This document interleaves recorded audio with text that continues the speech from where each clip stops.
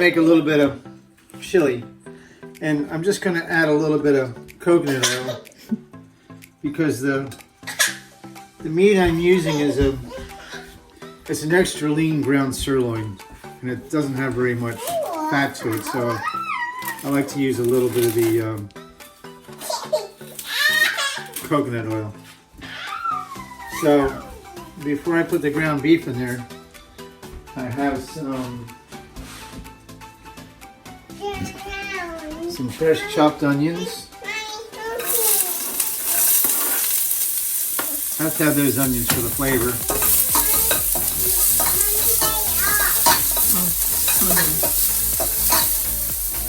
So, another little dab of that in.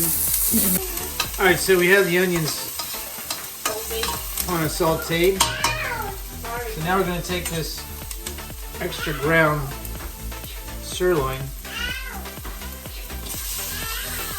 which is very, very good. Buy that at the public supermarket.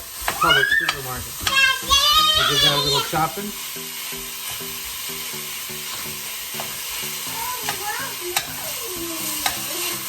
Kind of like get it chopped up a little bit. So this is going to be some good chili. It's not going to be spicy, but I'm going to divide it into 2 batches, and one batch is going to be very, very spicy, and the other one's going to be very, very mild. The spicy stuff I'm using is this stuff here.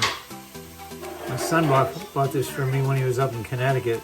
It's supposed to be super, super hot, and it only takes like 1 drop for a whole pot of chili. You could probably go online. It's called The End. Flatline.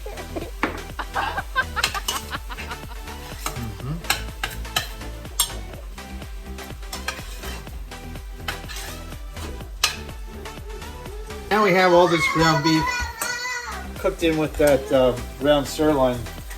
So we're gonna add some garlic powder. Doesn't matter how much, whatever you like. And then this, I really like this Himalayan salt. It's very, very coarse. It's very, very good. You don't need a whole lot. Then I like to use some dried parsley. Just gives it a little bit of added flavor. And that's just good to your own taste. And then some finely coarse or ground pepper. And we can now dump in some HuSbAnD tomato sauce. 2 8-ounce cans of tomato sauce is what they call for. And now we have some HuSbAnD diced tomatoes. We put all this in there. We have some Bush's white chili beans. I'm gonna just put that in there. And let's give it a little stir and see what we have. Oh, the other thing I forgot about was mild chili mix. That's seasoning. And that is what really makes the chili.